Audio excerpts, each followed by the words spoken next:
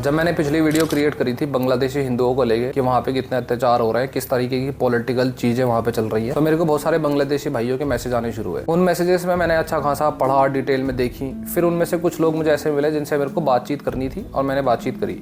एक भाई से बातचीत हुई श्याम दास करके। अब श्याम दास मैंने नाम चेंज कर दिया है ऑफ कोर्स सेफ्टी रीजंस की वजह से। तो भाई से बातचीत हुई तो भाई का पहला सवाल स्टार्टिंग के क्वेश्चंस में ये था कि भाई इंडिया में बहुत सारे यूट्यूबर्स और बहुत सारे सोशल मीडिया हैंडल्स ऐसे हैं ट्विटर वगैरह लगा के जो ये दिखाने की कोशिश कर रहा है कि बांग्लादेश में हिंदू सेफ हैं और हमें स्टूडेंट कमेटीज और बहुत सारी ऑर्गेनाइजेशंस प्रोटेक्ट करने की कोशिश कर रही हैं, हमारे मंदिरों को प्रोटेक्ट करने की कोशिश कर रही है, जबकि ऐसा कुछ हो नहीं रहा है। आप कोशिश करो कि आप अवेयरनेस बढ़ाओ, उन लोगों को बताओ कि ऐसा नहीं हो रहा है। अब इतनी हिम्मत मेरे अंदर थी नहीं कि मैं उस भाई को बता पाऊँ कि भाई हमारे देश में ही वो लोग हैं जिनको सब कुछ पता है, उनको सच भी पता है, लेकिन उनके लिए एक आइडियोलॉजी बहुत ज़्यादा मैटर करती है और वो उस आइडियोलॉजी से हटने को तैयार नहीं है।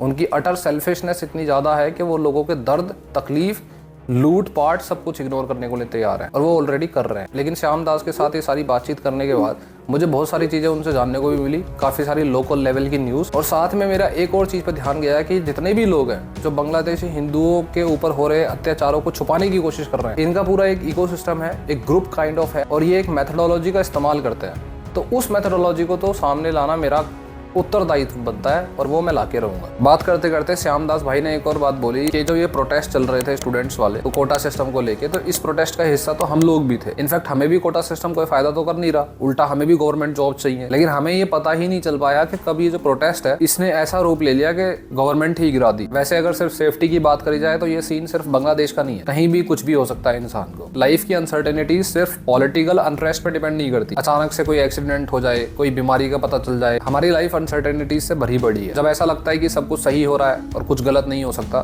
तभी अचानक से कुछ ऐसा हो जाता है कि इंसान को रियलाइजेशन हो जाती है कि भाई लाइफ का कोई भरोसा नहीं है। ऐसे में सबसे इंपॉर्टेंट चीज होती है कि अगर ऐसे सिनेरियोज में हमें कुछ हो गया तो हमारे पीछे रह जाने वाले हमारे फैमिली मेंबर्स का क्या होगा, हमारे पेरेंट्स, हमारे बच्चे, हमारे जाने के बाद उनका ख्याल कौन रखेगा, उनकी फाइनेंशियल हेल्प कौन करेगा, जरूरतें कैसे पूरी होंगी। इसीलिए इंसान को अपने फ्यूचर के लिए कोई ना कोई बैकअप तैयार करके रखना चाहिए ताकि अगर हमें कुछ हो जाए तो हमारी फैमिली का सहारा हमारा बैकअप बने। टर्म इंश्योरेंस ऐसा ही एक बैकअप है और आज के टाइम में टर्म इंश्योरेंस लेना बहुत ज्यादा जरूरी है। 600-700 रुपए में 2 करोड़ रुपए तक का टर्म प्लान मिल जाता है। इस पॉलिसी में आपको 80 साल तक का कवरेज मिलता है और राइडर के साथ 59 गंभीर बीमारियों को यह कवर करता है। इसमें आप एक्सीडेंटल कवर अलग से ले सकते हो। आपके अपनों का फाइनेंशियल फ्यूचर हमेशा सेफ रहे, इसके लिए टर्म इंश्योरेंस लेना ही चाहिए। टर्म इंश्योरेंस लेने के लिए वीडियो के डिस्क्रिप्शन में मैंने लिंक डाल दिया है, वहां जाके चेक जरूर करना। उस लिंक पे क्लिक करके आपको बस डिटेल्स भरनी है और 51 से ज्यादा इंश्योरर्स को कंपेयर करके आपको अपने लिए टर्म इंश्योरेंस चूज करना है। ये तो रही अपनों की जिम्मेदारी निभाने की बात। अब वापस आते हैं बांग्लादेश की सिचुएशन को लेके। अब जब श्याम भाई का ये डाउट था कि भाई आपके इंडिया में जो यूट्यूबर्स हैं या सोशल मीडिया हैंडल करते हैं, फेमस लोग हैं, उन लोगों को पता नहीं है कि बांग्लादेशी हिंदुओं के साथ कैसा हो रहा है, आप उनको जाके समझाओ। तब मेरी हिम्मत नहीं हो पाई कि भाई मैं उन्हें बताऊं, वहां मैं बता नहीं पाया। लेकिन यहाँ मैं आपको बताऊंगा इसी टाइम पे कि वो कौन सी मेथोडोलॉजी का इस्तेमाल करते हैं और वो ऑलरेडी कर रहे हैं। बांग्लादेशी हिंदुओं के दर्द को छुपाने के लिए, उनपे होने वाली एट्रोसिटीज को छुपाने के लिए इन मेथोडोलॉजी का इस्तेमाल ऑलरेडी करा जा रहा है। सीधे सीधे मेथोडोलॉजी पे आता हूँ। मोस्टली 4 मेथोडोलॉजीज यूज करी जाती हैं। पहली होती है मानने से इनकार, सीधे रिजेक्ट कर दो कि बांग्लादेशी हिंदूज पे कोई अत्याचार हो ही नहीं रहा, या हो भी रहा है तो वो ऐसे हो रहा है कि जैसे हर देश में छोटा मोटा होता रहता है। दूसरी आती है इग्नोर करना। अब जो सोशल मीडिया पे ऐसे भी लोग हैं जिनकी फेस वैल्यू अच्छी खासी है, जैसे ध्रुव राठी है, रवीश कुमार, मोहक मंगल, इनको अच्छे से पता है कि हो क्या रहा है, अत्याचार हो रहे हैं, तो अब ये सामने आके बोल नहीं सकते कि नहीं हो रहे, तो ये यूज करते हैं इस मेथोडोलॉजी का इग्नोर करने का, क्योंकि इनके पास सबसे बेस्ट ऑल्टरनेटिव ये है। तीसरी मेथोडोलॉजी आती है डिस्ट्रैक्ट। अगर ऐसा लगने लग जाए कि भाई जो अत्याचार है बांग्लादेशी हिंदूज पे वो दिख रहे हैं कि वो हो रहे हैं, उसकी वीडियोस वगैरह वायरल हो रही है, लोगों पे इम्पैक्ट पड़ रहा है, तो आप उन्हें करो डिस्ट्रैक्ट। आप ओलंपिक की बातें करो, आप अंबानी की बातें करने लग जाओ, आप ऐसी ऐसी चीजों की बातें करने लग जाओ जो उस मुद्दे से ध्यान भटका के इस मुद्दे पे ले आए। चौथी चीज आती है शिफ्ट द ब्लेम। अगर आपको ये लगे कि भाई बात भी बढ़ गई, इंसिडेंट धीरे धीरे बहुत सारे लोगों में भी जा रहा है और लोगों का सपोर्ट और सिंपैथी भी मिल रही है, तब आप शुरू कर दो शिफ्ट द ब्लेम। मतलब आपकी आइडियोलॉजी से बिलोंग करने वाले जो लोग हैं या जिनके लिए आप शायद काम करते हो, उनके ऊपर ब्लेम ना आए। इनफैक्ट उनके ऊपर ब्लेम डालने की कोशिश करो जो आपके अपोजिशन में आते हैं। ये चारों मेथोडोलॉजीज बहुत धड़ल्ले से इस्तेमाल करी जा रही हैं। इनके सबके छोटे छोटे प्रूफ भी दिखाता हुआ चलूंगा मैं आपको, इसलिए पहले से शुरुआत करता हूँ। पहला क्या था?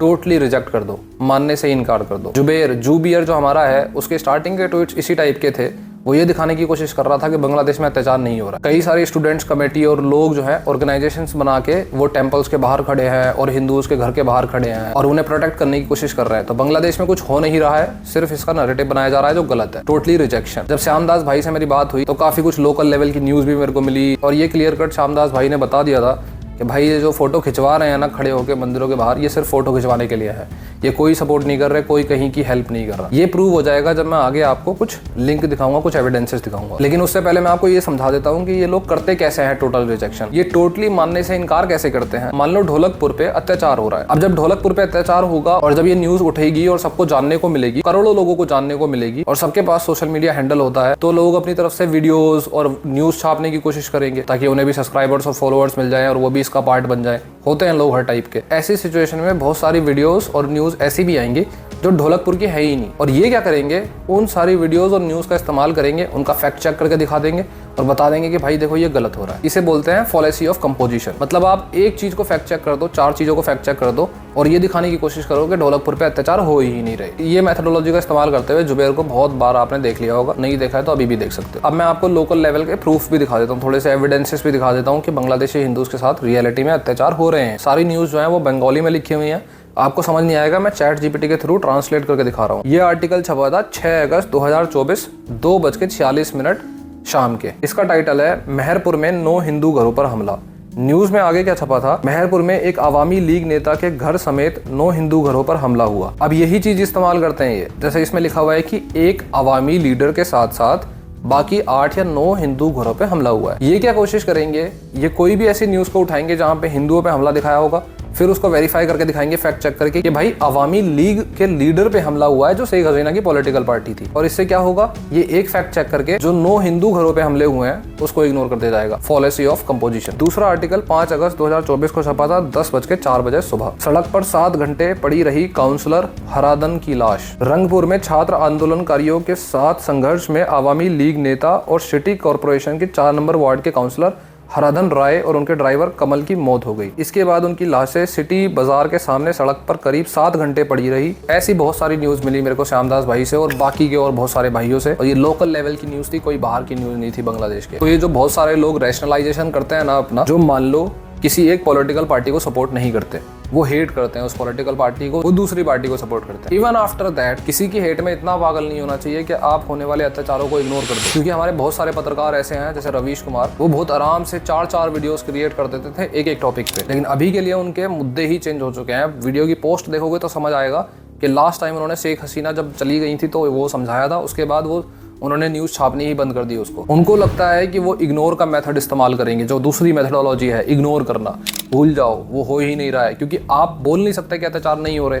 अगर आप मानने से रिजेक्शन करोगे तो आपकी जो फेस वैल्यू है वो गिरेगी। और ये अपने आप को सोचते हैं कि ये ओल्ड स्कूल बहुत ही बढ़िया पत्रकार हैं, वरिष्ठ पत्रकार हैं। ये नहीं समझते कि भाई सच को छुपाना और सच को सही टाइम पे ना बोलना वो झूठ के बराबर ही होता है, इनफैक्ट उससे भी गंदा होता है। और ध्रुव राठी जैसों का भी वही सीन है, पहले भी मैंने बताया था, pin drop silence when victim is Hindu. तो ये सब यूज कर रहे हैं दूसरी मेथोडोलॉजी को, यानी कि इग्नोर करो। लेकिन जब ये इग्नोर वाली मेथोडोलॉजी को इस्तेमाल कर रहे होते हैं तब ऐसा नहीं है कि खाली बैठे हुए हैं, इनको दूसरा काम मिला हुआ है, वो है तीसरी मेथोडोलॉजी, और वो है डिस्ट्रैक्ट करने की। इनकी सारी न्यूज या तो ओलंपिक को लेके होगी या सदन में कुछ हो रहा है उसको लेके होगी, बांग्लादेशी हिंदूज की बात ये करेंगे ही नहीं। और लास्ट तरीका आता है शिफ्ट द ब्लेम। जब पता लग ही गया है कि भाई हाँ अत्याचार हो रहे हैं, बहुत सारे लोगों ने मान लिया है और बहुत सारे देश भी कंडेम कर रहे हैं, तब ये क्या करते हैं, ब्लेम को शिफ्ट कर दो। ये भाई की एक वीडियो देख। दूसरा सवाल ये है कि हमले कौन कर रहा है? आवामी लीग ही हिंदुस्तानियों पर हमला कर रहे हैं, हिंदुओं पर हमला कर रहे हैं। तो कितना फनी है ये चीज कि आवामी लीग, जिसकी शेख हसीना देश छोड़ के चली गई, पूरी पॉलिटिकल पार्टी कोलैप्स में है, आवामी लीग के लीडर्स पे लगातार अटैक हो रहे हैं, उनके घरों को जलाया जा रहा है और वो स्ट्रेटेजी बना रहे हैं, जैसे उनके लिए अलग से ही एक टाउन हॉल बना रखा है, सेफ हाउस। खैर ये तो हो गई इन सारों की मेथोडोलॉजीज। कुछ ऐसे भी लोग हैं वो सही टाइम पे सही चीज बोलने के लिए भी तैयार हैं, जैसे मेंबर ऑफ पार्लियामेंट हैं अंडमान एंड निकोबार के, उन्होंने सदन में अभी काफी कुछ बोला। मेरा पिताजी 1946 में ईस्ट पाकिस्तान आज का बांग्लादेश से जान बचाने के लिए भाग के आया था पश्चिम बंगाल में, फिर मैं अंडमान गया था किसी कारण से।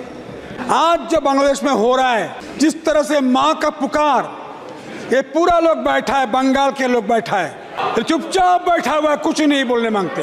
ये चुपचाप बैठा हुआ है, माँ को चित्कार पुकार सुनता नहीं है। रोना, पिटना, मृत्यु, काटना, ये लोग मुंह खोलेगा नहीं। ये तृणमूल नहीं बोलेगा, कांग्रेस नहीं, राहुल गांधी मुंह नहीं खोलेगा।